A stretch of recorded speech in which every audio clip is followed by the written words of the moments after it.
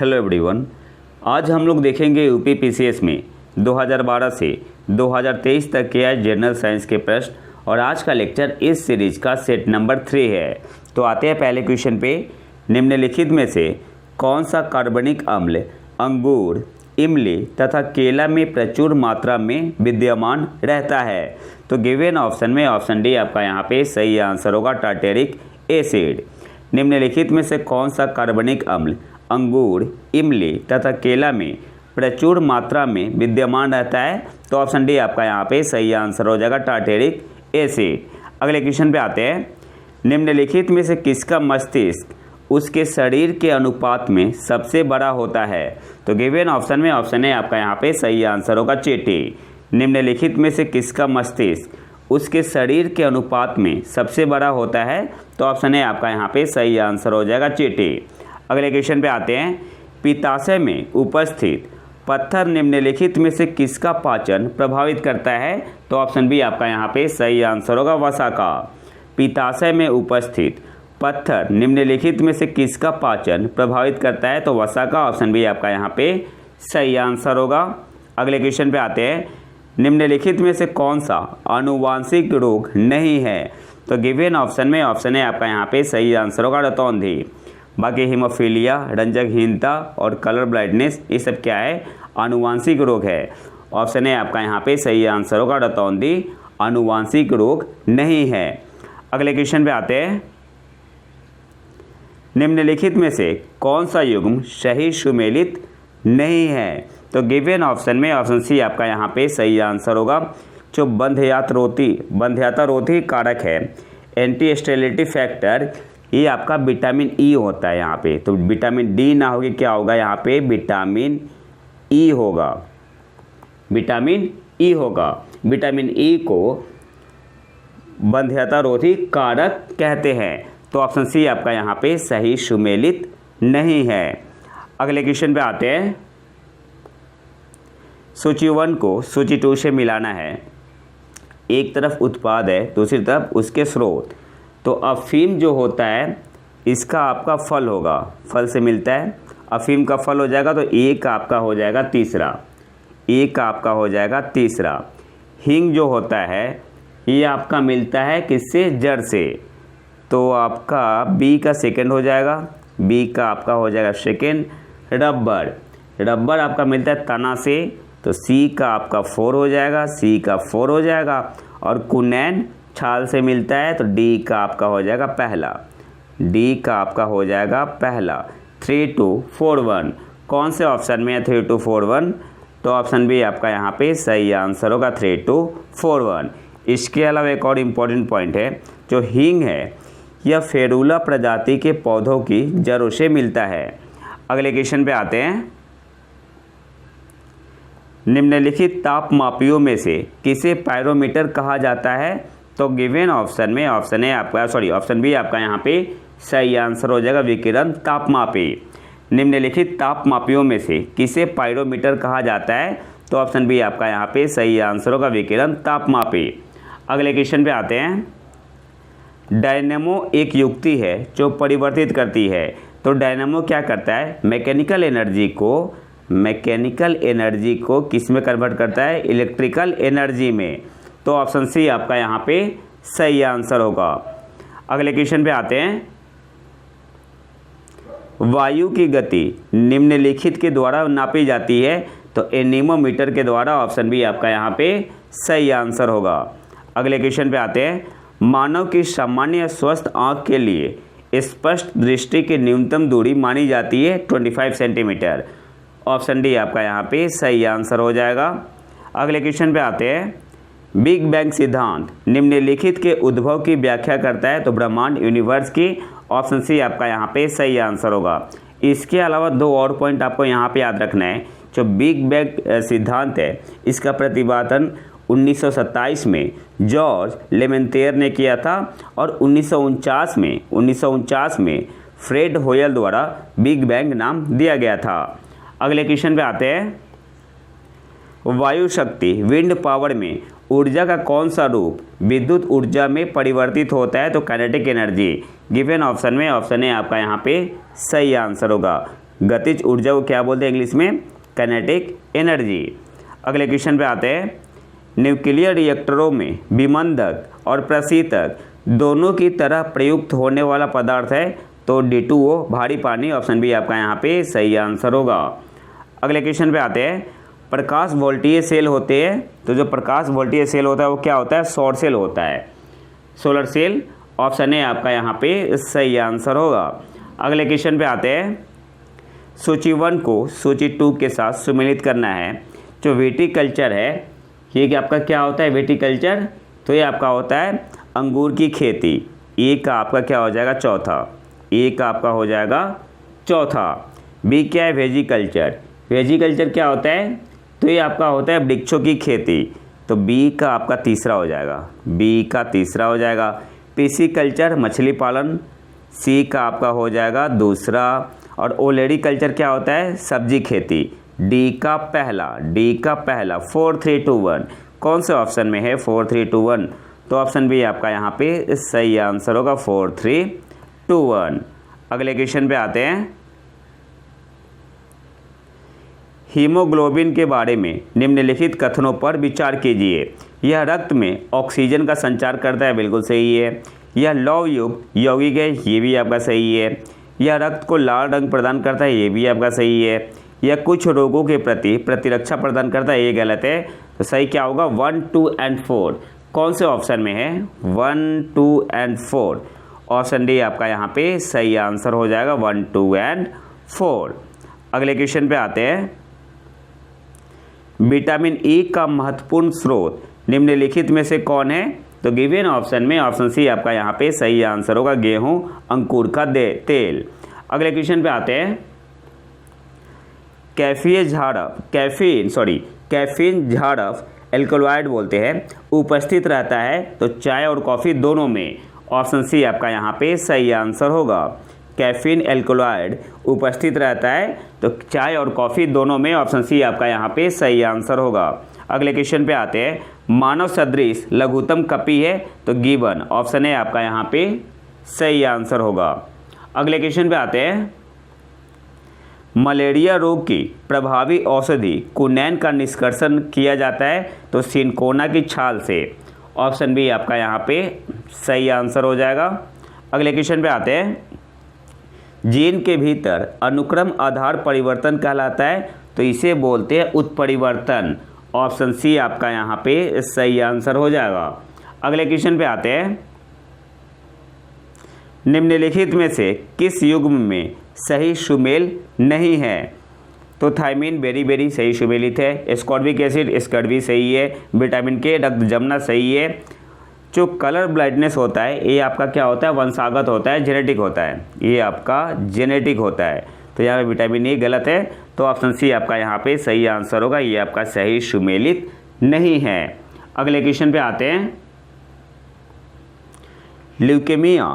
Leukaemia एक प्रकार का कैंसर है जिसमें असाधारण बढ़ोतरी होती है तो किसकी? WBC की, ऑप्शन श्वेत रक्त कोशिकाओं की संख्या में, ऑप्शन डी आपका यहाँ पे सही आंसर होगा। अगले क्वेश्चन पे आते हैं, जो मनुष्य यह नहीं समझ पाता कि कब उसे भोजन करना रोक देना चाहिए वह पीड़ित है बुलिमिया से, ऑप्शन ए आपका यहाँ पे सही आंसर हो जाएगा। अगले क्वेश्चन पे आते हैं, मानव रक्तदान के लिए कौन सा रक्त समूह सार्वत्रिक दाता यूनिवर्सल डोनर होता है? तो ओ समूह, इसमें आपका एंटीजन नहीं होता है,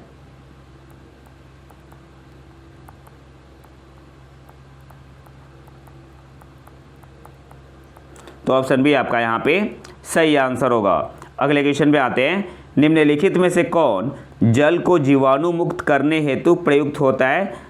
तो गिवन ऑप्शन में ऑप्शन डी आपका यहाँ पे सही आंसर होगा, उपयुक्त सभी, ओजोन, क्लोरीन डाइऑक्साइड और क्लोरामीन, तो ऑप्शन डी आपका यहाँ पे सही आंसर होगा, उपयुक्त सभी। अगले क्वेश्चन पे आते हैं, मस्तिष्क जिम्मेदार है तो ऑप्शन डी आपका यहाँ पे सही आंसर हो जाएगा, उपयुक्त तीनों के लिए।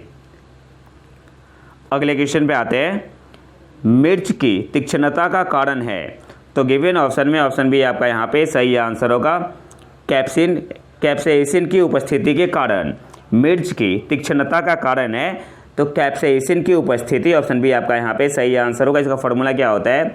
C18H27NO3। तो ये फॉर्मूला भी आपसे पूछ सकता है। अगर मान लो क्वेश्चन को टफ करना है तो यहाँ पे कैप्साइसिन नहीं लिखा होगा, इसका फॉर्मूला लिख दिया होगा, ठीक है, तो क्वेश्चन टफ हो जाएगा। तो इसका फॉर्मूला भी आपको पता होना चाहिए कि कैप्साइसिन का फॉर्मूला क्या होता है? C18H27NO3। अगले क्वेश्चन पे आते हैं। एथेनॉल के व्यावसायिक उत्पादन में कौन सा खमीर प्रयोग में लाया जाता है? तो गिवन ऑप्शन में ऑप्शन बी आपका यहाँ पे सही आंसर हो जाएगा, सैक्रोमाइसिस सेरेविसी। एथेनॉल के व्यावसायिक उत्पादन में कौन सा खमीर प्रयोग में लाया जाता है? तो ऑप्शन बी आपका यहाँ पे सही आंसर होगा, सैक्रोमाइसिस सेरेविसी। अगले क्वेश्चन पे आते हैं। निम्नलिखित में से किसका उपयोग रक्त कैंसर के उपचार में किया जाता है? तो फास्फोरस 32, ऑप्शन सी आपका यहाँ पे सही आंसर होगा। अगले क्वेश्चन पे आते हैं। पायरोहेलियोमीटर का प्रयोग निम्न में से किसे नापने के लिए किया जाता है? तो सोलर रेडिएशन को, ऑप्शन बी आपका यहाँ पे सही आंसर होगा। पायरोहेलियोमीटर का प्रयोग निम्नलिखित में से किसे नापने के लिए किया जाता है? तो सोलर रेडिएशन को, ऑप्शन बी आपका यहाँ पे सही आंसर होगा। अगले क्वेश्चन पे आते हैं। मानव शरीर का सामान्य तापक्रम 98.4 डिग्री फ़ारेनहाइट है, तो इसके बराबर डिग्री सेंटीग्रेड में तापक्रम कितना होगा? तो एक फॉर्मूला होता है C = 5/9F-32। यहाँ पे आप F की वैल्यू पुट करो 98.4, तो आंसर कितना आएगा आपका? 36.89 आएगा। तो ऑप्शन बी आपका यहाँ पे सही आंसर होगा। अगले क्वेश्चन पे आते हैं। एक गिलास पानी पीने से कितनी कैलोरी मिलती है? तो 0, ऑप्शन है आपका यहाँ पे सही आंसर होगा, 0। आकाश का नीला रंग किस कारण होता है? तो आपका स्कैटरिंग ऑफ लाइट के कारण, हिंदी में क्या बोलते हैं? प्रकाश का परिकिरणन, ऑप्शन है आपका यहाँ पे सही आंसर होगा। अगले क्वेश्चन पे आते हैं। नैनो प्लग संबंधित है तो एक छोटे सुनने के यंत्र से, ऑप्शन बी आपका यहाँ पे सही आंसर होगा। अगले क्वेश्चन पे आते हैं। रोगियों के दांत देखने में दंत चिकित्सकों द्वारा प्रयुक्त दर्पण होता है तो अवतल दर्पण होता है। इस तरीके से आपका स्ट्रक्चर होता है अवतल दर्पण का। अगले क्वेश्चन पे आते हैं। कनकेव बोलते हैं इसे, इंग्लिश में क्या बोलते हैं? कनकेव मिरर, ठीक है। अगले क्वेश्चन पे आते हैं। दृष्टि दोष मायोपिया वाला व्यक्ति देख सकता है, तो मायोपिया के केस में क्या होता है कि दूर का दिखाई देता है, नज़दीक का दिखाई नहीं देता है। तो ऑप्शन है आपका यहाँ पे सही आंसर होगा, नज़दीक स्थित वस्तु को स्पष्ट रूप से दृष्टि दोष मायोपिया वाला व्यक्ति देख सकता है, तो नज़दीक की वस्तु को देख सकता है। ऑप्शन है आपका यहाँ पे सही आंसर होगा। यहाँ से 2 पॉइंट और आपको याद रखना है। सबसे पहले जब मायोपिया होता है तो कौन सा लेंस यूज होता है? तो इसमें आपका यूज होता है कॉनकेव लेंस आपका यूज होता है। और पावर कैसा यूज होता है? तो पावर इसमें निगेटिव होता है। जैसे आपका अगर पावर है -3.5D, तो अब इसका मतलब क्या है? आप मायोपिया से पीड़ित है। अगले क्वेश्चन पे आते हैं। अच्छा, मायोपिया में क्या होता है? जो इमेज बनता है वो रेटिना के आगे बन जाता है, तो हमें चाहिए डाइवर्जिंग लेंस। और कनकेव लेंस क्या होता है? डाइवर्जिंग लेंस होता है, इसलिए हम लोग कनकेव लेंस यूज करते हैं। और पावर क्या होता है? निगेटिव होता है। अगले क्वेश्चन पे आते हैं। निम्नलिखित में से कौन सा अर्धचालक है? तो गिवन ऑप्शन में ऑप्शन डी आपका यहाँ पे सही आंसर होगा, जर्मेनियम। अगले क्वेश्चन पे आते हैं। बॉक्साइट अयस्क है एल्यूमिनियम का, ऑप्शन बी आपका यहाँ पे सही आंसर होगा। फॉर्मूला क्या होता है? Al2O3 2H2O। अगले क्वेश्चन पे आते हैं। कांसा मिश्रित धातु है किसका? तांबा और टीन का, ऑप्शन है आपका यहाँ पे सही आंसर होगा। यहाँ से एक और पॉइंट आपको याद रखना है, तांबा आपका होता है अप्रॉक्स 88% होता है, और टीन आपका होता है कितना? टीन आपका होता है 12%। अगले क्वेश्चन पे आते हैं। निम्न प्रजातियों में से कौन सी दांत वाली व्हेलों में विशालतम है? तो ऑप्शन सी आपका यहाँ पे सही आंसर होगा, स्पर्म व्हेल। जब डॉक्टर किसी को कहता है कि उसे टेट्राप्लेजिया हो गया है तो उसका आशय होता है कि उसे पक्षाघात हो गया है दोनों हाथों एवं दोनों पैरों का। ऑप्शन डी आपका यहाँ पे सही आंसर हो जाएगा। अगले क्वेश्चन पे आते हैं। बासमती चावल के दाने पकाने पर लंबे हो जाते हैं क्योंकि उसमें बाहुल्य है किसका? एमाइलोज का। ऑप्शन बी आपका यहाँ पे सही आंसर होगा। इसके अलावा दो और पॉइंट आपको याद रखना है। छोटे और मध्यम दानों में एमाइलोपेक्टिन अधिक मात्रा में पाया जाता है, तो इस पॉइंट को भी आपको याद रखना है। अगले क्वेश्चन पे आते हैं। शरीर के अंदर लौह की कमी से उत्पन्न होने वाला रोग है तो रक्तहीनता। ऑप्शन सी आपका यहाँ पे सही आंसर होगा। अगले क्वेश्चन पे आते हैं। मानव गुर्दे में पथरी निम्न में से किसकी वजह से बनती है? तो कैल्शियम ऑक्जेलेट के कारण। फॉर्मूला क्या होता है? CaC2O4। अगले क्वेश्चन पे आते हैं। यदि कोई मानवीय रोग विश्व के वृहद क्षेत्र में फैलता है तो उसे क्या कहते हैं? पैंडेमिक बोलते हैं। ऑप्शन ए आपका यहाँ पे सही आंसर होगा। इसके अलावा कुछ इंपॉर्टेंट पॉइंट देख लेते हैं। जब कोई रोग किसी विशिष्ट क्षेत्र या जनसंख्या में अस्थायी रूप से विद्यमान रहता है उसे क्या बोलते हैं? उसे बोलते हैं एंडेमिक कहते हैं। और जब कोई संक्रामक रोग किसी निश्चित जनसंख्या में बड़ी संख्या में लोगों में कम समय में तेजी से फैलता है तो उसे क्या बोलते हैं? उसे बोलते हैं एपिडेमिक। तो ये सारे पॉइंट आपको याद रखने हैं। अगले क्वेश्चन पे आते हैं। निम्न में से कौन सा जल जनित रोग है? तो गिवन ऑप्शन में ऑप्शन सी आपका यहाँ पे सही आंसर होगा, हैजा। अगले क्वेश्चन पे आते हैं। जेनेटिक इंजीनियरिंग में निम्न में से किसका प्रयोग होता है? तो प्लास्मिड का। प्लास्मिड। ऑप्शन बी आपका यहाँ पे सही आंसर होगा। अगले क्वेश्चन पे आते हैं।